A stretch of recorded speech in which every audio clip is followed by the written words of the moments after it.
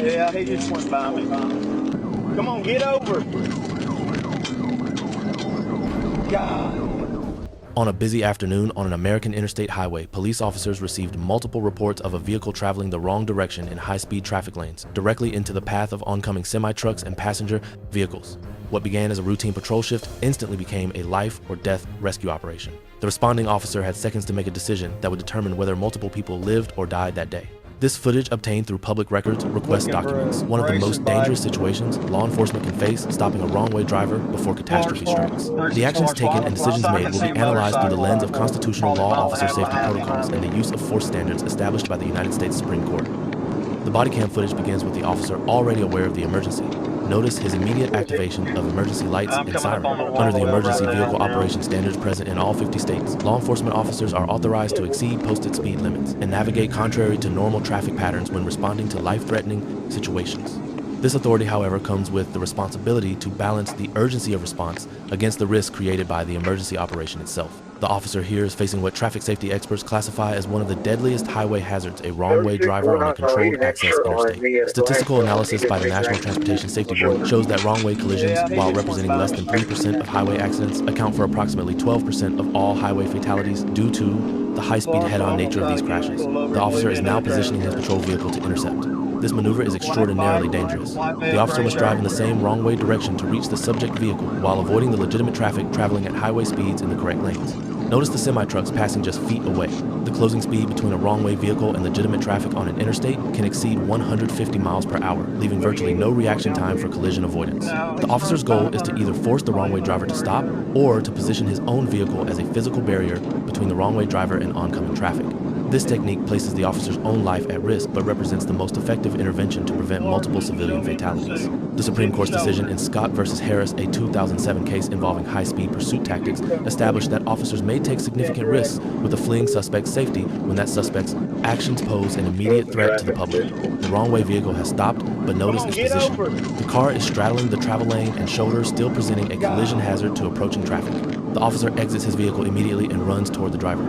This creates a critical Fourth Amendment moment. The Supreme Court has held that a traffic stop constitutes a seizure of the person under the Fourth Amendment, meaning the stop must be supported by reasonable suspicion of a traffic violation or other criminal activity. Here, the officer has far more than reasonable suspicion. He has observed the subject committing multiple serious traffic violations: wrong-way travel on a controlled access highway, reckless driving, and potentially driving under the influence. These violations provide clear legal authority for the stop and detention, but the officer's immediate concern is not making an arrest. His focus is preventing an imminent fatality. Watch what happens next. I'll get ahead.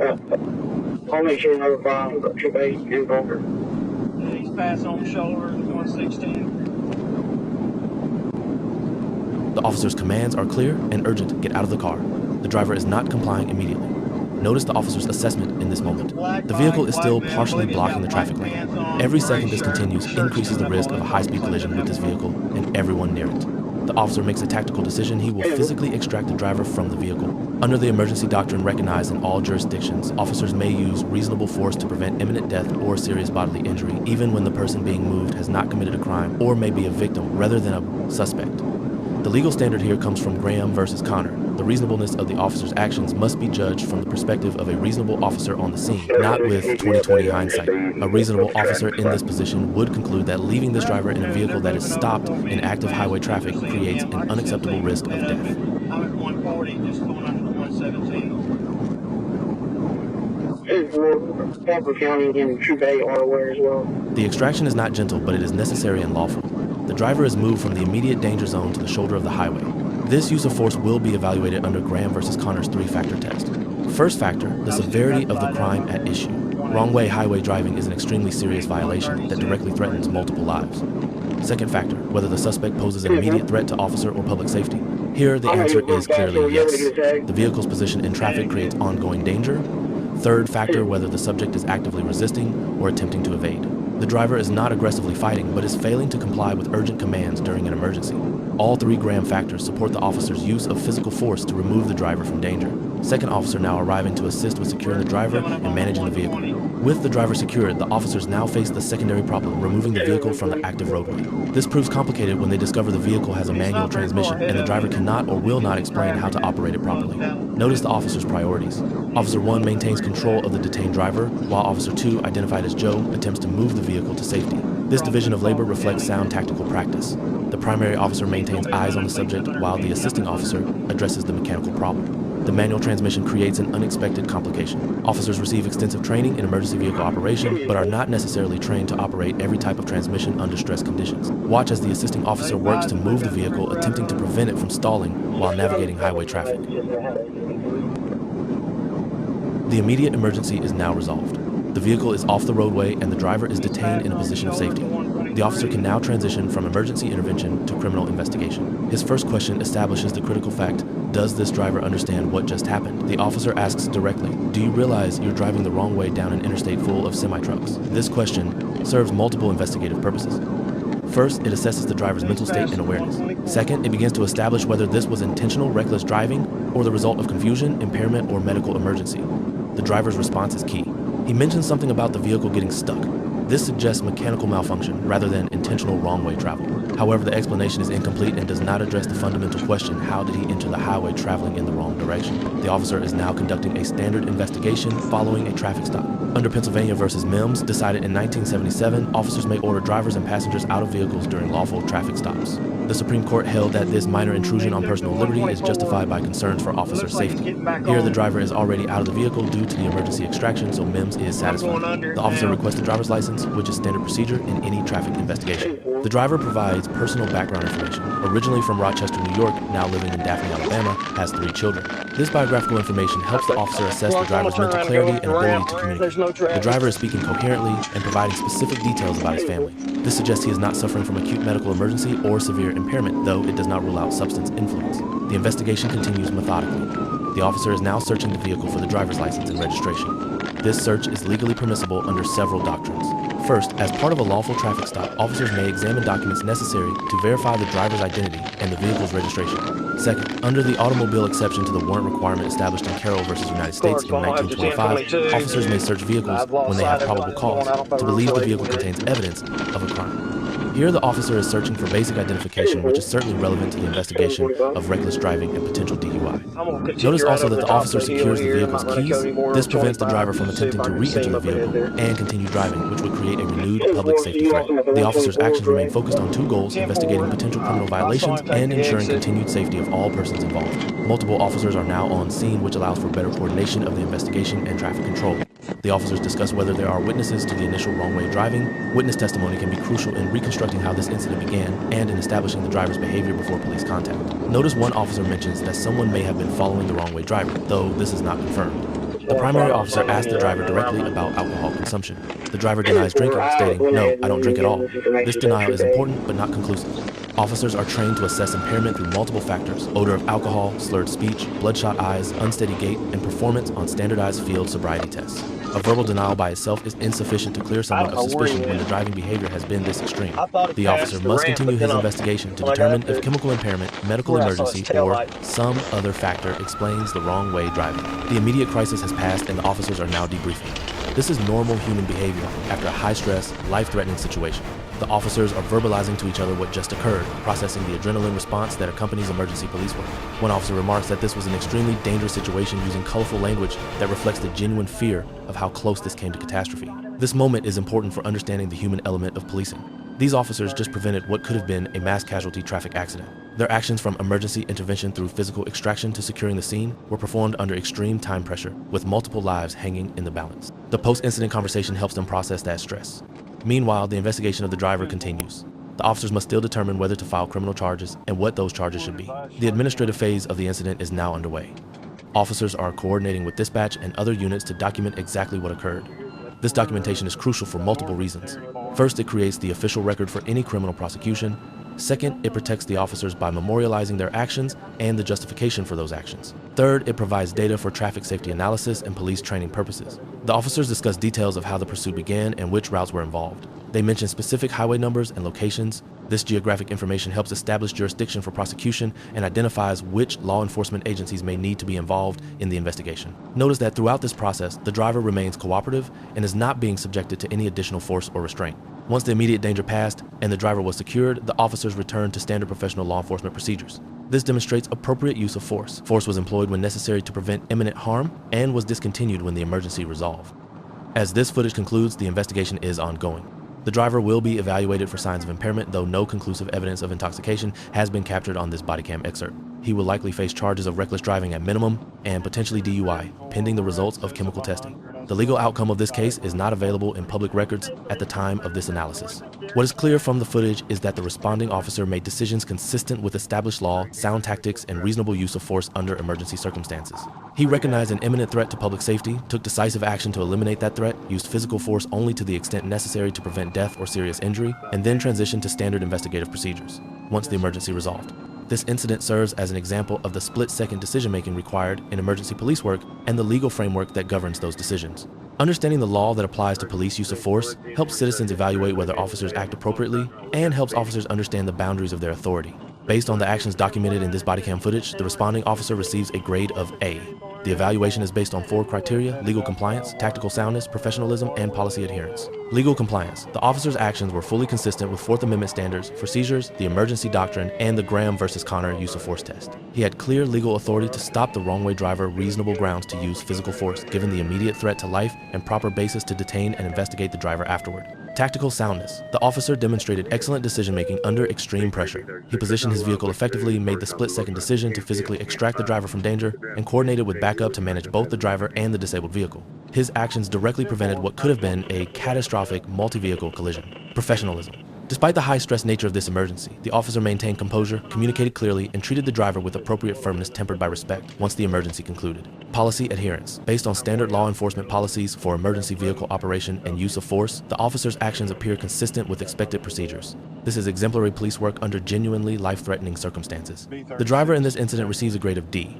This evaluation assesses his understanding of law, compliance with lawful orders, contribution to de-escalation, and exercise of legal rights. Legal knowledge. The driver demonstrated poor understanding of basic traffic laws and safety principles. Wrong-way entry onto a controlled access interstate represents a catastrophic failure of situational awareness, regardless of the explanation. Compliance. Once contacted by police, the driver's compliance was slow and reluctant, initially requiring physical extraction from a dangerous position. His cooperation improved once removed from the vehicle, but his initial failure to exit promptly when ordered contributed to the continued danger. Contribution to de-escalation. The driver did not actively escalate the situation, but his confused responses and incomplete explanation of how the wrong-way driving occurred made the officer's job more difficult. He mentioned a mechanical problem with the transmission but failed to provide a coherent account of why he was traveling in the wrong direction. Exercise of rights. The driver does not appear to have asserted any constitutional rights inappropriately, nor did he make the situation worse through legal arguments. His cooperation once the emergency concluded was appropriate. The D grade reflects that while the driver did not actively resist arrest or fight with officers, his actions created an extraordinarily dangerous situation that required emergency intervention to prevent loss of life. Let us know if there is an interaction or legal topic that you would like us to discuss in the comments below. Thank you for watching, and don't forget to check out our second channel, Audit the Court, for even more police interaction and courtroom content.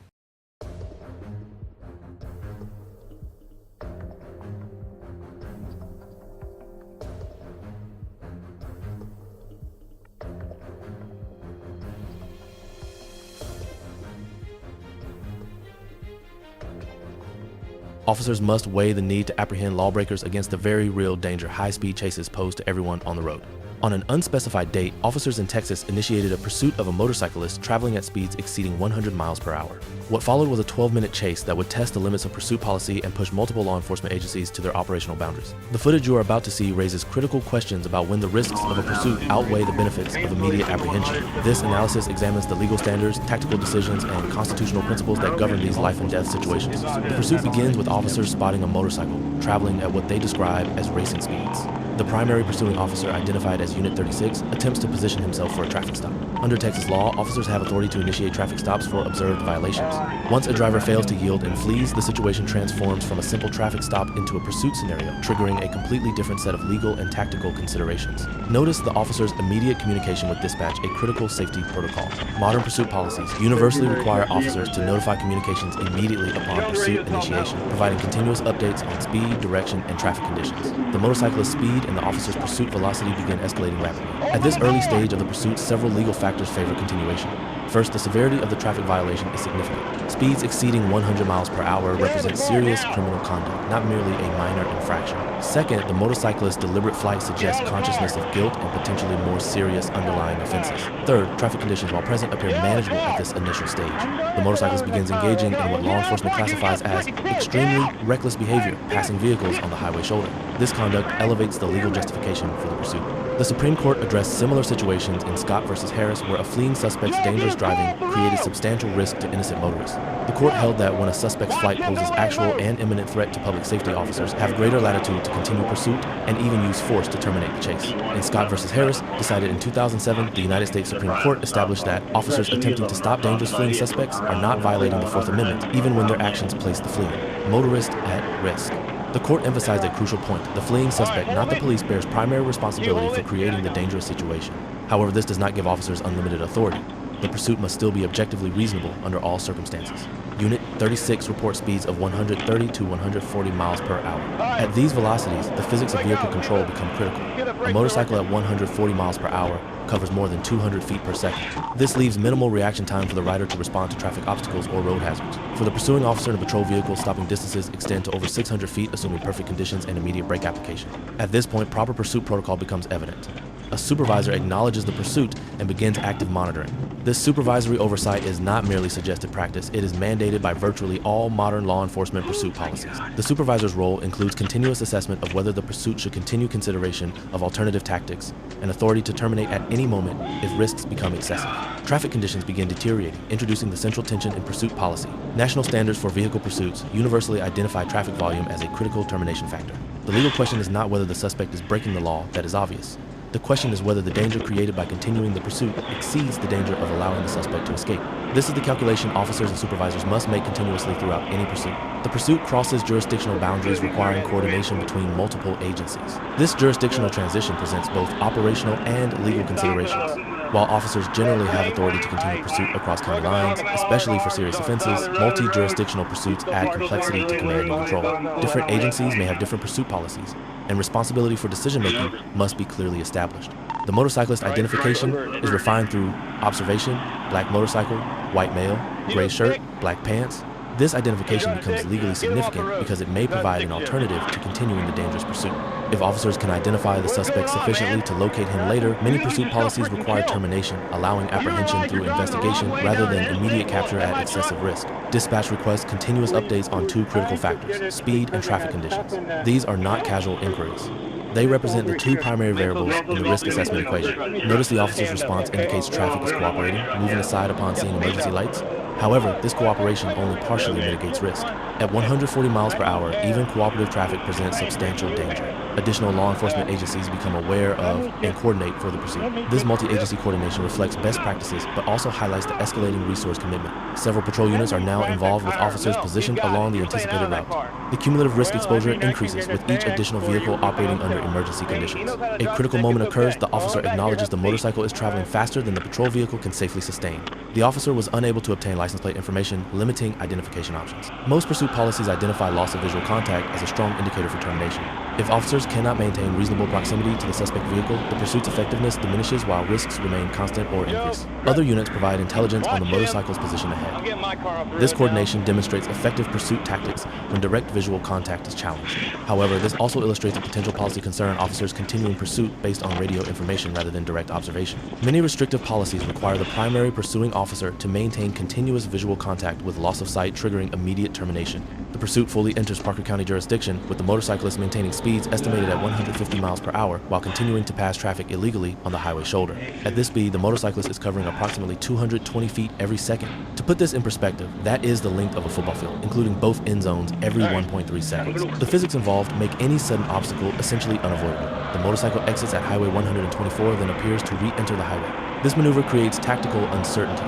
Exits and entrance ramps often have lower speed limits and tighter curves, theoretically increasing opportunity for apprehension or loss of control. However, they also increase risk due to reduced sight distances and potential for civilian traffic entering or exiting the highway unaware of the pursuit. Unit 36 loses visual contact with the motorcycle and acknowledges uncertainty about the suspect's direction of travel. This is a crucial moment in pursuit policy application. With visual contact lost and direction unknown, continuing the pursuit becomes problematic. The officer is now operating on assumptions rather than direct observation. National pursuit standards universally list loss of visual contact as grounds for termination as the pursuit's effectiveness plummets while risks remain elevated. Notice an important tactical shift. The officer indicates he is no longer running code, meaning emergency lights and sirens are not continuously activated. This suggests a transition from active pursuit to area search. Legally, this distinction matters. Active pursuit with emergency equipment justifies certain driving exemptions under state law. Operating without emergency equipment requires full compliance with traffic laws, fundamentally changing the nature of the officer's authority and liability exposure. The pursuit is effectively lost with the last known position at Highway 124. Information is being shared with state troopers for possible interdiction or subsequent investigation. At this juncture, pursuit policy would typically mandate official termination and transition to investigative follow-up. The question becomes whether sufficient identification was obtained to pursue the case through traditional detective work rather than continued dangerous pursuit. The officer attempts to reconstruct the suspect's last movements, indicating visual contact was lost during a critical moment. This uncertainty is precisely the scenario pursuit policies aim to prevent from becoming prolonged pursuits. When officers lose visual contact and cannot definitively determine the suspect's location or direction, the pursuit's tactical value diminishes to near zero, while the liability and risk exposure remains significant. Additional units report possible contact or information.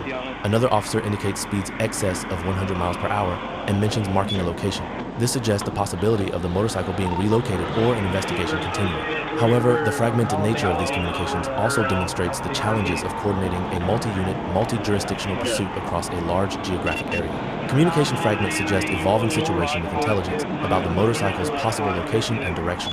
References to specific streets indicate transition from highway pursuit to potential urban area tracking. This geographic transition is highly significant from a risk assessment perspective. Urban environments with intersections, pedestrians, and cross-traffic exponentially increase danger levels compared to highway pursuit. A supervising officer makes a critical assessment, traffic conditions are heavy, the danger of continuing pursuit is high, and the likelihood of causing an accident is substantial. This is precisely the kind of supervisory decision-making required by modern pursuit policies. The supervisor is weighing the benefit of potential apprehension against the very real risk of collision with innocent motorists. This communication demonstrates proper command and control. Units begin acknowledging the supervisor's assessment.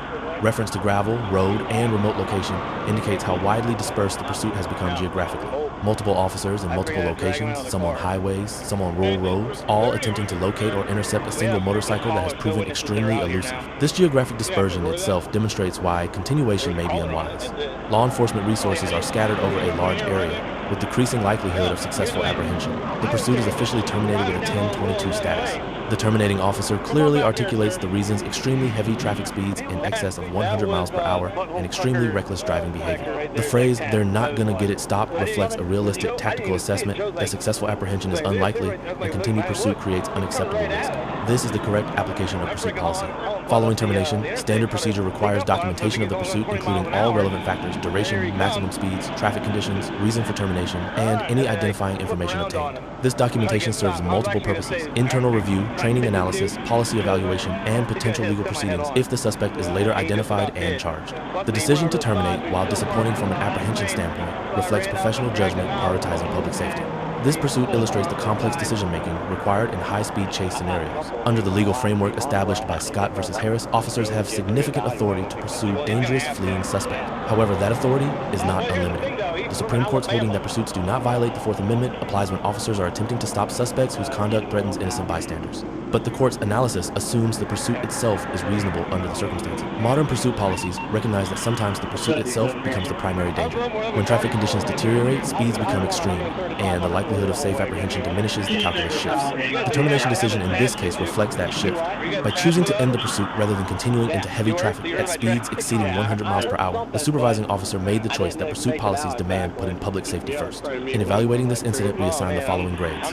The motorcycle rider receives an F grade.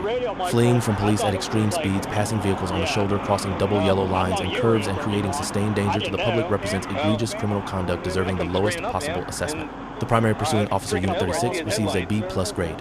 The officer maintained appropriate communication, provided continuous updates, demonstrated professional driving skill, and appropriately accepted the termination decision without protest. Areas for improvement include possibly continuing pursuit beyond optimal termination points, though this is partially mitigated by supervisory command structure. Secondary units receive an A- grade for effective coordination and information sharing. The supervising officer receives an A grade for decisive intervention when conditions warranted termination, demonstrating exactly the kind of command oversight pursuit policies require. Let us know if there is an interaction or legal topic that you would like us to discuss in the comments below. Thank you for watching, and don't forget to check out our second channel, Audit the Court, for even more police interaction and courtroom content. On Highway 530 in Central Arkansas, an Arkansas State Police trooper attempted to stop a black Dodge Charger for defective taillights and speeding. The driver refused to stop initiating a high-speed pursuit that would reach speeds exceeding 150 miles per hour through heavy traffic. The Dodge Charger, a vehicle favored by performance enthusiasts for its powerful engine and superior handling, demonstrated capabilities that pushed the limits of even Arkansas State Police's aggressive pursuit tactics. Over the course of 8 miles, the pursuit covered multiple highway segments, with the suspect weaving through traffic, passing on shoulders, and creating imminent danger to innocent motorists. Arkansas State Police are known nationally for their willingness to pursue and employ tactical vehicle intervention techniques. But even ASP must balance the need to apprehend dangerous drivers against the risk posed by continued high-speed pursuit. This bodycam footage, obtained through public records, requests documents that difficult calculus and the decisions made when speeds exceed safe limits. The bodycam footage begins with the trooper already in pursuit of the black Dodge Charger. He has attempted to initiate a traffic stop based on observed defective taillights and speeding. Under Warren v. United States, decided by the Supreme Court in 1996, any observed traffic violation provides constitutional justification for a traffic stop, regardless of whether the officer suspects additional criminal activity. The officer's observation of defective lights and excessive speed clearly satisfies this standard. The driver's decision to flee rather than stop transforms this routine traffic enforcement into a felony pursuit. Under Arkansas law, fleeing from law enforcement with a vehicle is a Class D felony, at minimum elevated to Class C felony if the flight creates substantial risk of death or serious injury. Notice the trooper's immediate communication with dispatch identifying the vehicle as a black Dodge Charger RT. The RT designation is significant. It indicates a performance model with substantial horsepower and acceleration capabilities that will make this pursuit challenging. The Charger is demonstrating the performance advantage that makes these vehicles both popular with enthusiasts and challenging for law enforcement. Modern Dodge Chargers, particularly the RT and Scat Pack variants, produce between 370 and 485 horsepower depending on configuration. They can accelerate from 0 to 60 miles per hour in under 5 seconds and reach top speeds approaching 150 miles per hour. Patrol vehicles, while capable, typically cannot match this performance, especially when the driver is willing to take extreme risks. The trooper is now exceeding 100 miles per hour and climbing, but the Charger continues to pull away. Traffic is moderate but manageable at this point. Vehicles are seeing the emergency lights and moving aside. This is one factor that might support continuing the pursuit under Scott v. Harris. The road conditions currently allow for high-speed travel with reduced immediate collision risk. However, this calculus can change instantly if traffic increases or the highway transitions to residential areas. The suspect is now engaging in extraordinarily dangerous driving behavior. He is weaving between vehicles using the shoulder for passing and traveling at speeds that leave innocent motorists with no time to react. Notice the trooper's radio communication. He's in and out of traffic all over the shoulder. This documentation serves multiple purposes. It creates the official record of the suspect's dangerous conduct, justifies the pursuit decision, and warns other units and motorists of the ongoing danger. The mile markers being called out 28, 24, 23 indicate the pursuit is covering significant distance at sustained high speed. Each mile at these velocities represents approximately 30 to 40 seconds of extreme danger. The trooper must continuously evaluate, does the danger of this suspect escaping exceed the danger posed by continuing this pursuit. Under Scott v. Harris, this balance is not a one-time decision, but an ongoing assessment that must adapt as conditions change.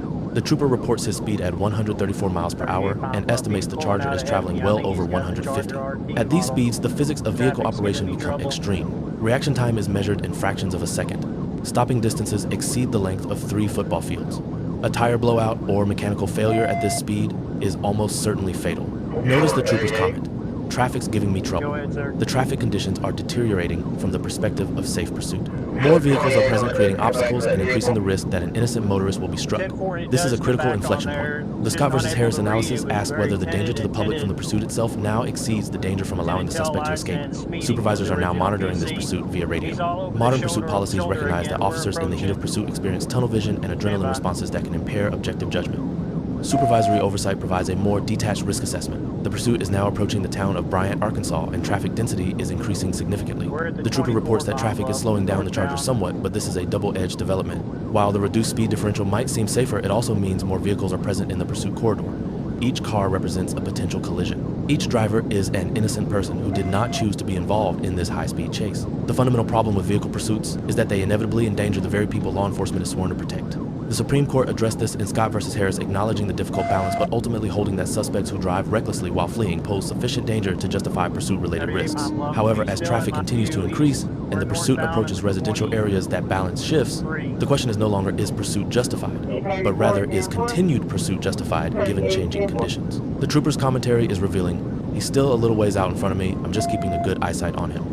This language suggests the pursuit dynamic has shifted. The trooper is no longer actively closing distance, but rather maintaining visual contact while other information is gathered. Dispatch has been running the license plate, and critical information now comes across the radio. The vehicle is registered to an address in Bryant, Arkansas, 200608 Birdie Lane. This is an important development. One of the key factors in pursuit termination decisions is whether the suspect can be identified and apprehended later through investigation. Here, the registration provides exactly that information. The vehicle owner is known, the registered address is known. Even if the current driver is not the registered owner, investigators have a starting point. This information changes the risk-benefit calculus substantially. The argument for continued high-speed pursuit becomes much weaker when the suspect can likely be identified through less dangerous means. The trooper acknowledges the tactical reality. I can't keep up with it. Traffic's not cooperating with me. This is professional judgment, not surrender.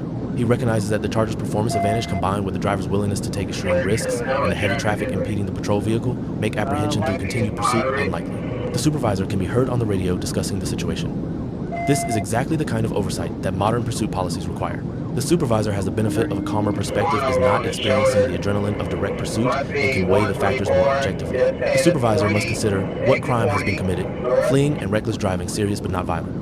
What is the likelihood of apprehension, decreasing as traffic increases and distance grows? What is the danger to the public, increasing with traffic density? What alternative apprehension methods exist? Registration information provides investigative path. All of these factors point toward the same conclusion: termination is appropriate. The supervisor makes the formal decision 10-22, meaning terminate the pursuit. The trooper acknowledges immediately and begins decelerating to normal highway speeds.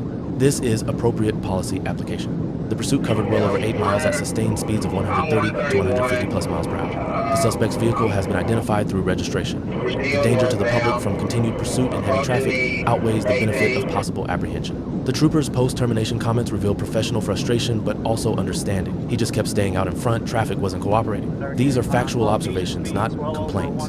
The trooper recognizes the tactical and practical limitations he faced.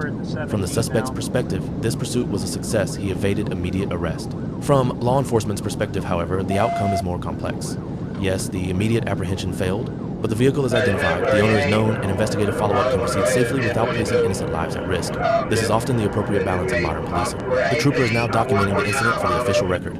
He describes the suspect's dangerous behavior, weaving in and out of traffic, driving recklessly on the shoulder, speeds well over 150 miles per hour. This documentation serves multiple purposes.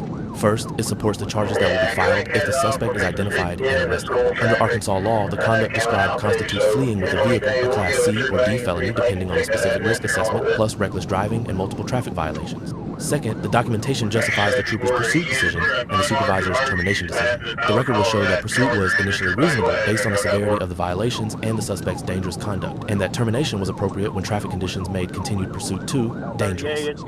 Third, the documentation provides data for policy review and training. These reports help agencies evaluate whether pursuit policies are working as intended and whether officers need additional training in pursuit decision-making. This is professional law enforcement documentation accountability and continuous improvement. As this body cam footage concludes, the immediate pursuit is over, but the case is not closed. The trooper will file a detailed report documenting the traffic violations, the fleeing, the dangerous conduct observed, and the pursuit details. Investigators will follow up on the vehicle registration, determining whether the registered owner was driving or whether the vehicle was being operated by someone else. If the registered owner was driving, an arrest warrant will likely be issued. If not, investigators will interview the owner to determine who had access to the vehicle. Charges will be filed. The legal outcome, whether the suspect is convicted, pleads guilty, or fights the charges in court, remains unknown at the time of this analysis. What is clear from the footage is that Arkansas State Police handled this pursuit consistent with sound policy and legal standards. The initiation was justified by observed traffic violations. The continuation was reasonable given the suspect's dangerous conduct. The termination was appropriate when traffic conditions and the availability of alternative investigation methods made continued pursuit unjustifiable. This represents modern pursuit policy in action, aggressive when appropriate, restrained when necessary, and always mindful of the ultimate mission: protecting public safety. Based on the actions documented in this body cam footage, Trooper E38 receives a grade of A-. Legal compliance. The trooper's traffic stop initiation was constitutionally sound under Warren versus United States. His pursuit decision was legally justified under Arkansas law, and Scott versus Harris, his acceptance of supervisory termination reflects proper understanding of legal and policy constraints. Tactical soundness. The trooper demonstrated excellent vehicle control at extreme speeds, maintained effective radio communication, and adapted his tactics as conditions changed. He recognized when traffic conditions made continued pursuit untenable and professionally accepted that reality. Professionalism. Throughout this high-stress pursuit, the trooper maintained composure, provided clear radio updates, and accepted the termination decision without argument. His post-pursuit debrief was factual and professional. Policy adherence. The trooper followed Arkansas State Police pursuit policies, notifying supervisors, providing continuous updates, and terminating when directed. The grade is A- rather than A, because the pursuit continued for 8+ miles at extreme speeds in increasingly heavy traffic. While legally and tactically defensible, earlier recognition that the charger's performance made apprehension unlikely might have supported earlier voluntary de-escalation. This is excellent police work with minor room for improvement. The driver of the Dodge Charger receives a grade of F, legal knowledge. The driver clearly understood he was evading law enforcement, demonstrated by immediate flight upon observing emergency lights. His conduct violated multiple Arkansas criminal statutes: fleeing with a vehicle, a Class C or D felony, reckless driving, excessive speeding, and equipment violations. Compliance. The driver demonstrated zero compliance with lawful authority. He not only refused to stop, but actively fled at speeds exceeding 150 miles per hour, weaving through traffic, passing on shoulders, and creating imminent danger to dozens of innocent motorists. Contribution to de-escalation. The driver created and escalated every aspect of this dangerous situation. His refusal to stop for defective taillights transformed a minor traffic stop into a life-threatening pursuit.